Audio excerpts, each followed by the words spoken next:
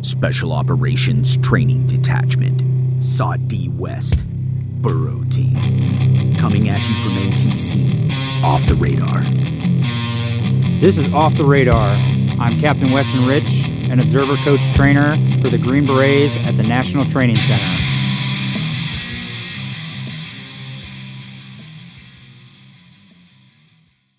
Welcome back to our conversation with Kai, where we discuss communications and digital force protection. In part 1, we covered communications, space, and cyberspace. In this episode, we will focus on digital force protection, jamming, thermal considerations, and more. So let's dive in. What do AOBs and detachments do to manage their electronic signature, and how do they balance their communication with that electronic signature management? I think the most common practice we've seen is comms windows, right? Pre-scheduled comms windows. And we just saw, I think, like Force Pro-Con timetables from this last rotation, with, different stages of the battle and how much risk they're willing to accept and what platforms are authorized and not authorized by the battalion level command. And those are just different methods we've seen.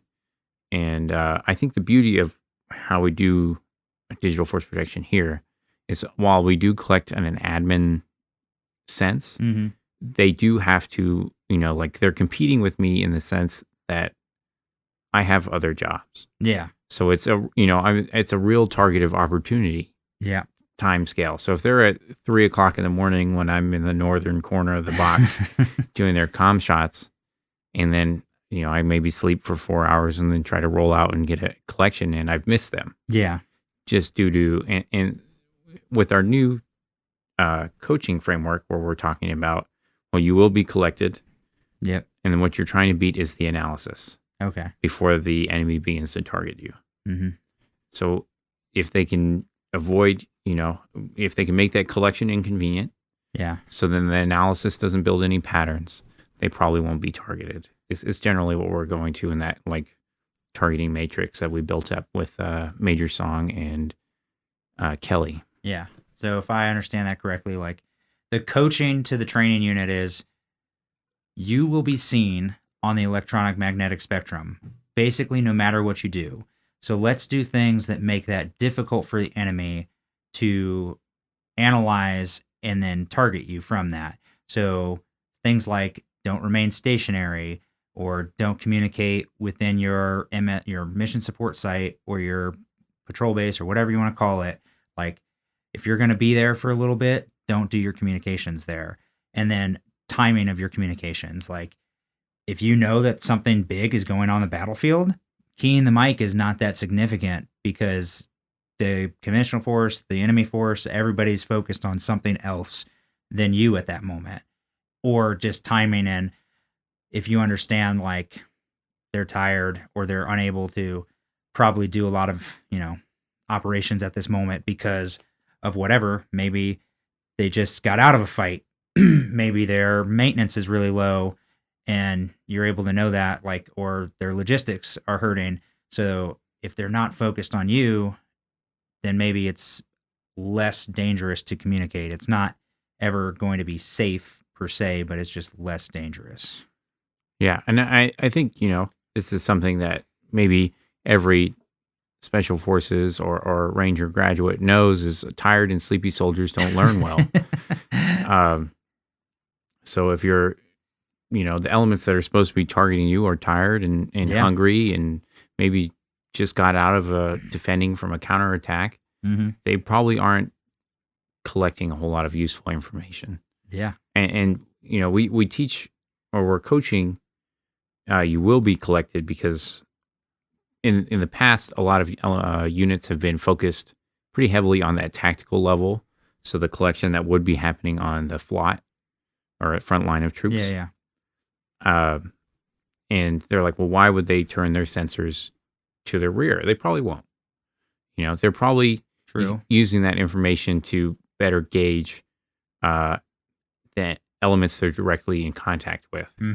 But when we talk near peer adversaries and what we have here at NTC, we think, there are the national level agencies, people who live in concrete buildings with no windows and are up all hour, 24-hour shifts.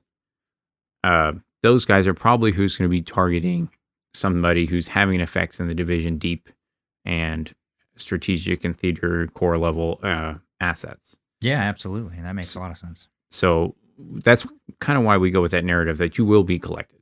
Yeah.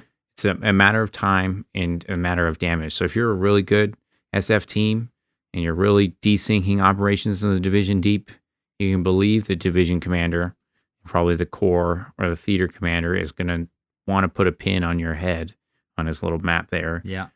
And he's going to spin up as many assets as possible. Yeah. To do it. And I mean, we don't have the ability here or any combat training center to really leverage what would be national level collection assets. So yeah, in a tactical sense, like you're spot on. The forward light troops and their assets are going to be facing each other on the conventional side and the enemy side. And then the things in the enemy rear are dedicated, in the brigade's rear on both sides, are dedicated to supporting that front line. But if you make too much of a stink, like you bring too much of a signature on yourself, then like other assets will be brought in and you will then be hunted. So that goes to like threshold of violence, which has definitely been a conversation that training units have received after the fact. And then I can kind of think of like, depending on the scenario and your operations box, like as a special forces team in this kind of large scale combat scenario, you want a pretty large operational box so that you have ample places to go hide. Because if you are pinned down by too many borders with adjacent units, then it just makes it way easier for you to be found.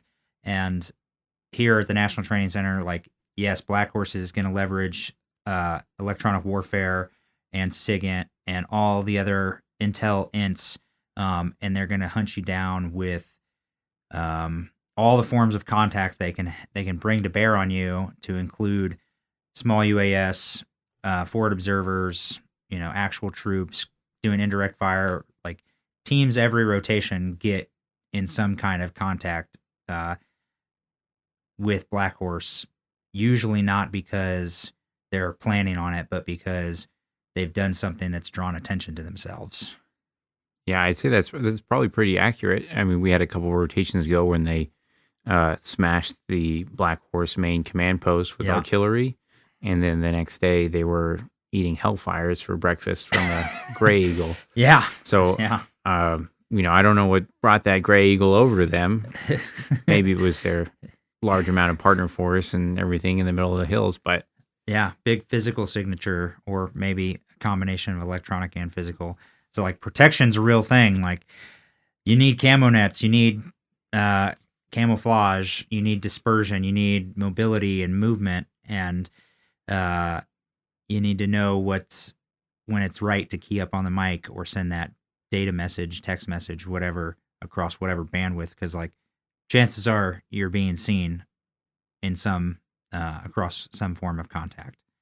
But let's go down, like, so people have a better understanding what your multifaceted job. We've talked a lot about comms, like you are our comms sergeant, but in rotation, you go out and you run target team, and you are also out there doing electronic warfare against the training unit to give them feedback on the backside about how they looked in the electromagnetic spectrum. So yeah, just discuss that. I wouldn't say electronic warfare. Okay, I'm fair. Collecting signals intelligence. Fair. I think electronic warfare implies that we're conducting an action on it. Yeah, no offense. It's data collection. I don't mind, but there are people in the community who will be very upset over the. Well, thank you for squaring me away. But we collect signals intelligence for administrative purposes. And then, I run targets. So whether it's setting up command posts or conducting raids or ambushes, me and my, however many unafraid. Yeah. How many out for you get assigned and Yeah. whatever you got. Like, yes. So that signals collection piece, like at the end of the rotation, the training unit gets a after action review that includes like, here's what you look like in the environment across high frequency, very high frequency, ultra high frequency, SATCOM, et cetera, whatever other bands there are out there that I'm not specifying because I just don't know. And things that kind of cued you in, and like you do your best, although you are doing other things, to try and go in vicinity of each of the maneuver units that are out here to give them a actual picture of like, yep, here's what you have on the electronic magnetic spectrum for your force protection considerations.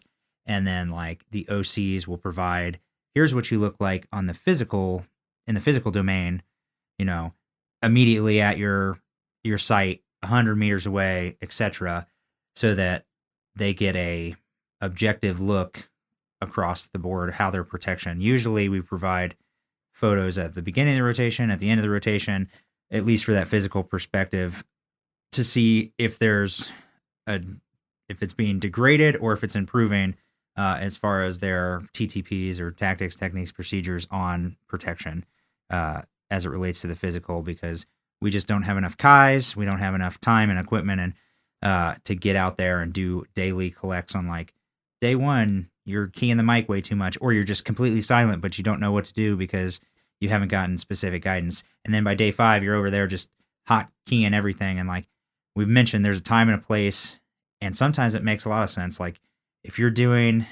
enabling the joint force to do something very important at a very specific time, then yeah, you can incur more risk upon yourself by doing that comm shot of, hey, we have done X, or the effect of whatever has taken place, because the joint force needs to know about it.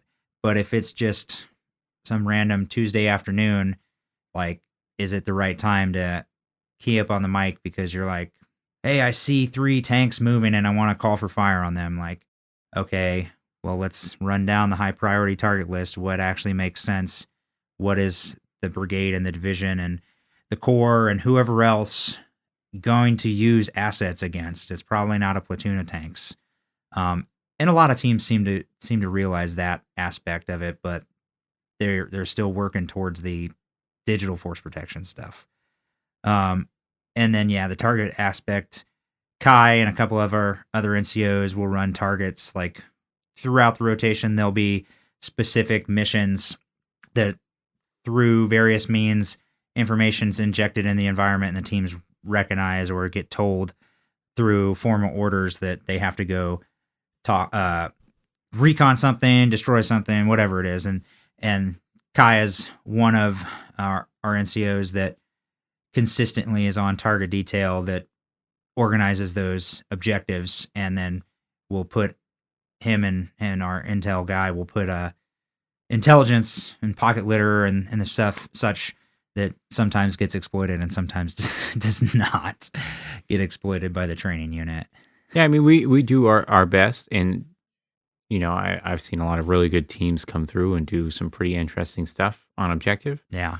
I've had my go at the big screen a couple of times as Kai the chemist and Kai the cyber guy. Yeah. And another big aspect is the integration of drones on the target team. Yeah. So we do all of the ISR, a 4-prop UAS flyovers. We'll do drops. I think our record is a tennis ball on the hood of a 5th Group Humvee. Yeah. At 700 feet. So we're pretty proud of that one. Yeah, but hey, they were doing the right thing, and they were displacing, but they just weren't displacing fast enough to not get attacked.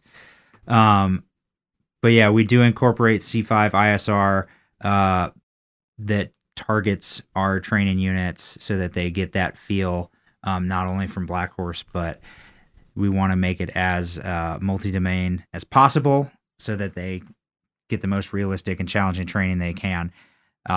last question on electronic warfare, or excuse me, electromagnetic spectrum stuff. Like when you're out there doing your signals collection, how often or how easy is it for you to determine between a conventional piece of equipment and a soft piece of equipment?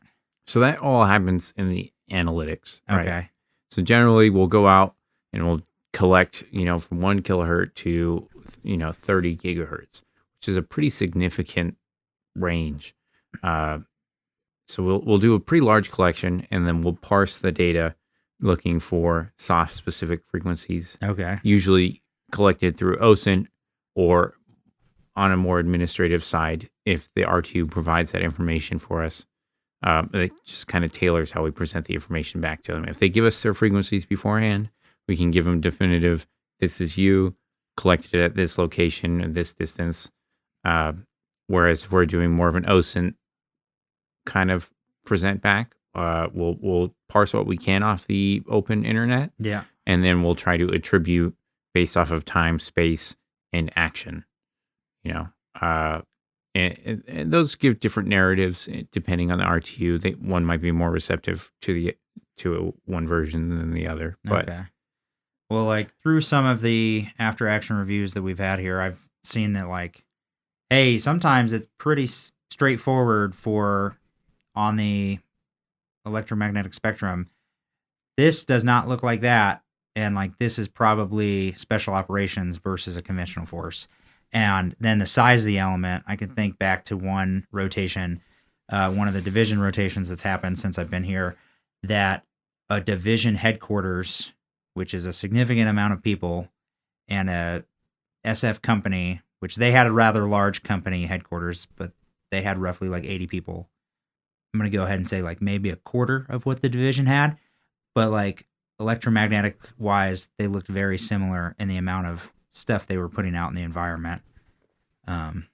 And I think that's, like a capability gap. Okay. When we talk BCT communication architecture, we're talking in megabytes of bandwidth. Okay. To like an STT, a satellite terminal trailer, I believe is what that acronym is. It's been a while since I've had to know what it is. But that's a sat dish on a trailer. Yeah, it's like a 5-meter dish on a trailer. Oh, so it's that's pretty big. Pretty significant piece of equipment. Mm-hmm. But we're talking 1990s, early 2000s level download speeds. Okay. Versus, a Starlink, which you can probably get up to a gig up and down. Yeah. So we're talking different transmission sizes. Okay. Just based off of equipment capabilities, which is probably why we saw that comparison there. Okay. Well, that's a good comment. Just difference in equipment, different, military procured equipment that's been on the property books for years versus something that was bought commercially off the shelf that's, relatively new. Starlink's been out for a couple years, but it's only improving all the time. So yeah, obviously it's got more capabilities than something that's 20, 30 years old. I haven't seen any of those big domes for sat. Oh, comms. The gator balls. Yeah. Yeah. I've seen them before, but I haven't seen it RTU using We them probably here. wouldn't see them here. They were specifically designed for light infantry brigade combat teams. That makes sense. So like 25th Yeah. to 82nd. But they have the issue of being a giant ball. So the wind picks up and they kind of roll away. Yeah. I mean, not only are those pieces of equipment we just talked about rather large, like, so it's cumbersome to move. It makes its own signature. And then like with SATCOM, you have to have, it has to be able to see the sky. So like you can't camouflage it. Yeah. I think it's every junior SIGO's greatest folly to put a camo net over the dish. Yeah. And then they're like, well, we got a camo up. And then you stop pulling services and all of a sudden they don't know what's going on. You threw a radar refracting camo net over the dish.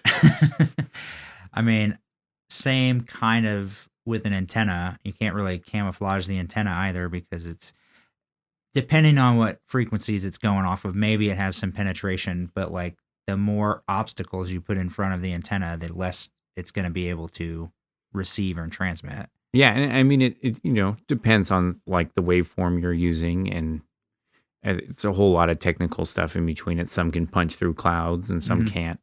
Uh, but generally, anything standing in front of your antenna, including junior soldiers, is detrimental to your communication capabilities. Yeah. And then, I mean, it just came to mind. It's not something we talk overly about, but like the power consumption when you use these things, like that's a consideration. Like now you're dragging more equipment, you need fuel, it's making noise.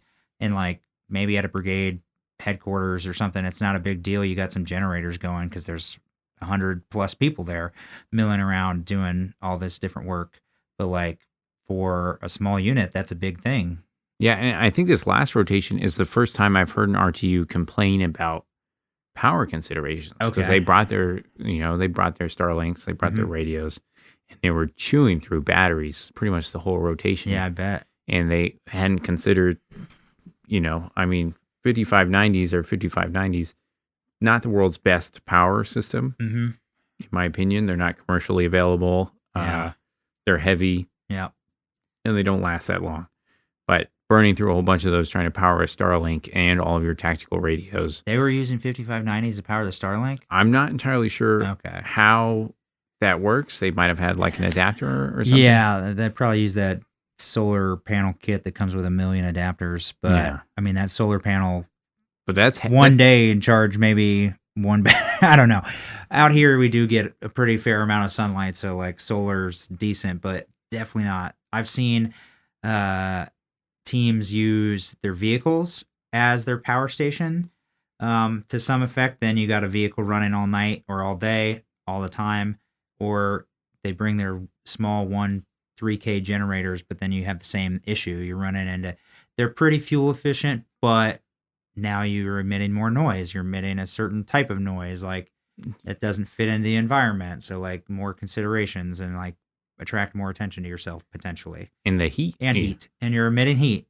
Depending on the time of the year, that's huge because like maybe it's summer. I did have one time, your predecessor, Mr. Rice, was flying a drone over myself and the team, and he said that he couldn't see us on thermal, but that was just by virtue of that particular day. It was 90 whatever degrees outside, and the rocks matched the temperature of the people. But that doesn't happen every day. No, especially out here, when we get closer to the summertime and we're looking at like a 40-degree temperature change from the sun up to sundown. Yeah. All of a sudden your vehicles are sticking out pretty significantly Mm-hmm. in your bodies too. I think we got a really good thermal picture last rotation of a bunch of people huddled up under the camo net, and we can see the wheels of the vehicle and the doors, Uh-huh. and we can see them all under the net, all huddled up.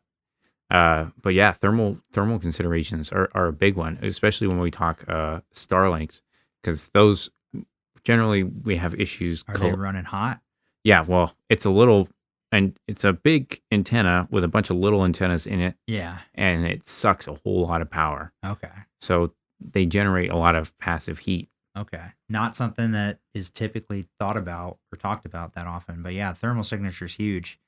Definitely things that you can do to mitigate it. Camo nets do somewhat, although you can't do that to your Starlink or your receiver. There are products in this last RTU, because this is a new vignette that Yeah. I got out of Eastern Europe, was the Starlinks being identified via commercial drones Okay. through a testing element out there. I think in Latvia, they do a whole lot of thermal imagery testing and stuff. So I brought it up to the RTU at the end of their rotation, and I was like, hey, this is a consideration to have, when you're, trying to protect yourself using communications platforms. And they showed me a product that's kind of like it's like a carbon fiber plate that gives you some standoff Yeah. from the base of the antenna, and it hides it pretty well. So, imagine the benefits go away as time goes on. So if you have it on for maybe 6, 7, 8, 9 hours, Yeah. and it continues to heat up, we'll probably see some of those thermal mitigations fall apart. But overall, if you're going to power up for maybe 30 minutes, send a couple quick messages via whatever your favorite tactical messaging platform is, and then power it off. It probably would work just fine. Yeah. Wow. Okay. Bonus. I didn't even think about thermal mitigations, but that's awesome. So any other lessons, observations you want to share? I think that just the big one is practice your baseline TTPs. There was a big, and we all maybe it's not a big thing for you, but in the communication space, everybody has like a Battlefield Zero drill. Okay. Where you call out your special code word, you pull your thermite grenade, and you put it on your radio, and you let it melt everything, and then you bug out. And I think probably every unit ever that controls communications equipment has something like that. I mean, I had it in the Middle East, in Kuwait, which hadn't seen conflict in 30 years. Yeah. But, I had it at Fort Riley, Kansas, too. Yeah. You don't want the enemy to get your crypto. A couple rotations ago, I had captured some guys working target cell on, just wrong place, wrong time. And that very base level of like zeroize my radio before I'm captured. Didn't happen. Okay. So that, like the down trace of something so simple, like now we've collected a piece of cryptographic information with frequencies we can exploit that directly point out all the SOF units in the area. So it's stuff like that where like it's probably written in an SOP somewhere buried in the team room. Yeah. And everybody in their head might know it. But if you don't practice that and you realize there are 20 to 1 on your, way to pick up a cache, you might might not implement also it. Probably, hey, we're going to go pick up the cache, and maybe we didn't flush out our whole plan, and we just gave a GOTWA, and then we went off on our own, and maybe there should have been some more guidance on that. Great little anecdote. Did you exploit that cryptographic information to do anything else with your So I just band use of it. OP4 that you had? I just use it as a present back point. We probably could have I did think about it, like getting on the radio and what's that movie 12 Strong, where he gets on the radio and he's talking trash to the guys in the town. I was thinking about doing something like that, but I didn't think it was very professional. Yeah. So we didn't go that far, but I did present it back to them and be like, hey, you guys did do a crypto rollover, which is good, but the frequencies you didn't change. And I can almost, you can almost guarantee that somebody doesn't have a frequency change plan, just because it requires more planning to implement, and you have to get that approved by, your signal shops and stuff. So when they didn't roll frequencies over, those are still targetable, and most of the analytics is done for you if you can capture the frequencies themselves. Oh, okay. So it makes it easier for the Intel or SIGINTers or whoever it is that, okay, now we know these 5 frequencies are being used by American Special Forces. So if we see them, then it's easy to identify. Yeah. And then we'll target that. Yeah, because I think for us, ELINT counts as observing fires. Okay. So the moment we can directly correlate a frequency to an element, that is an observed fire, and we don't need to put people on to have eyes on. Ah, okay. I see what you're saying. So that flash to bang there, now I have a directly targetable thing. Yep. And the moment you key up, I don't need to hear the content of your message because I have now observed you and can put rounds on you. Well, that kind of makes me think like, and probably going to phrase this wrong, but there's like the interception of a message versus like just the detection and the value.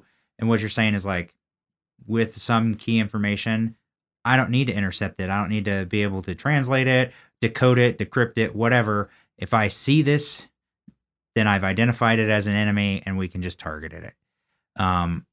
As a signals guy, is that like something that's talked about, the like interception versus just detection? Yeah, and I mean, like we have a whole lot of processes in place because I've done the strategic level side. Yeah. Of like inline encryption after inline encryption to hide those strategic level, theater level, division level messages that somebody might be trying to crack. And we think on the tactical element, it probably doesn't matter a whole lot the content of your message. Yeah. Whether you're sending a radio check or I mean, I don't know if you ever sent on radio guard before, but it's 12 hours of saying radio check every hour on the hour. Yeah. Yep, we're here, still alive. The content of those messages is not important.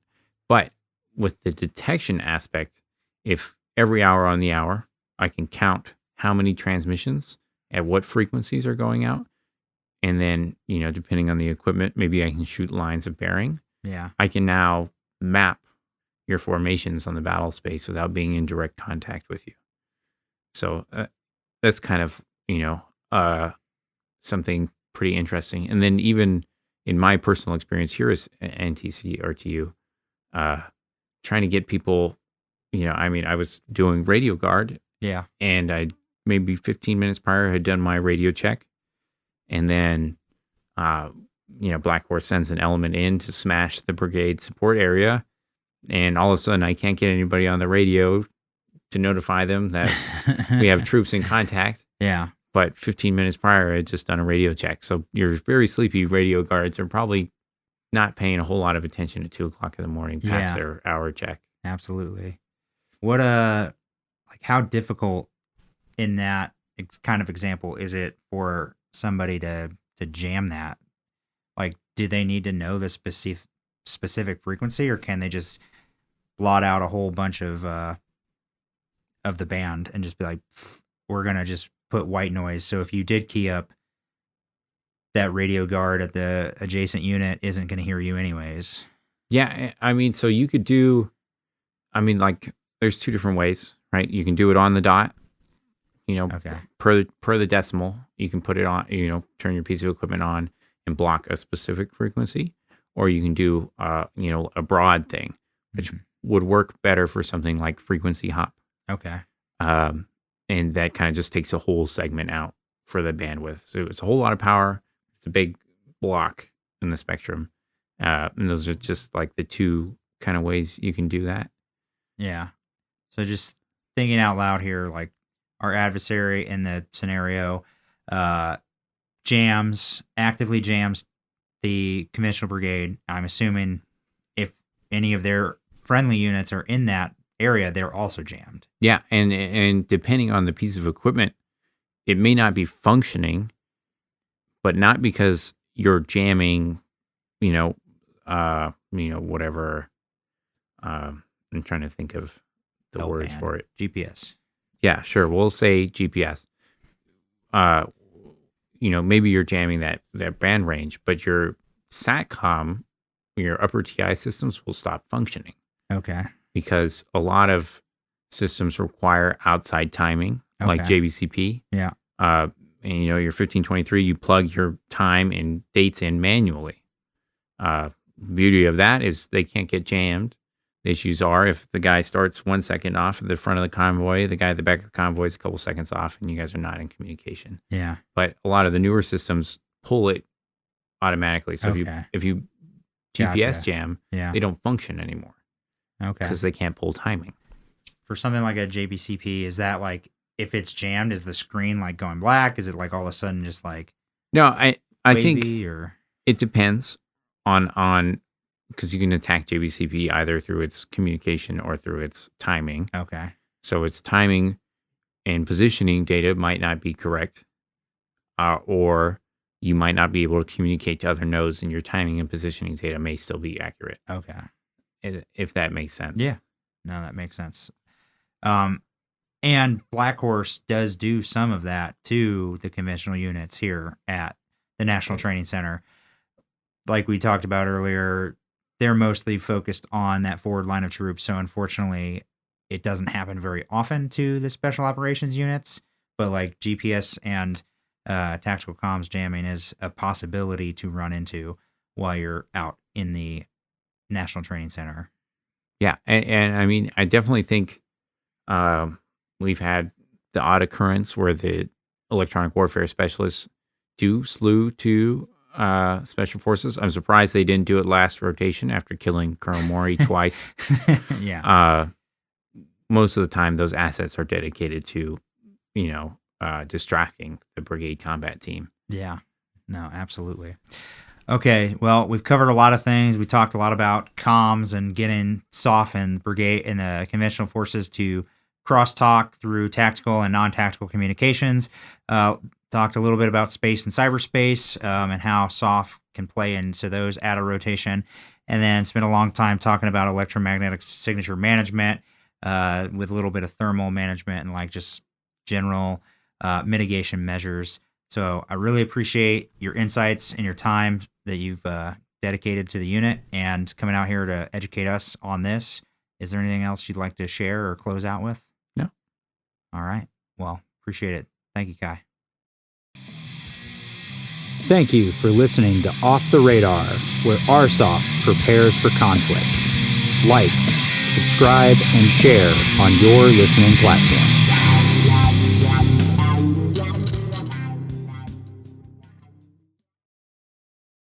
Actions will determine the outcome.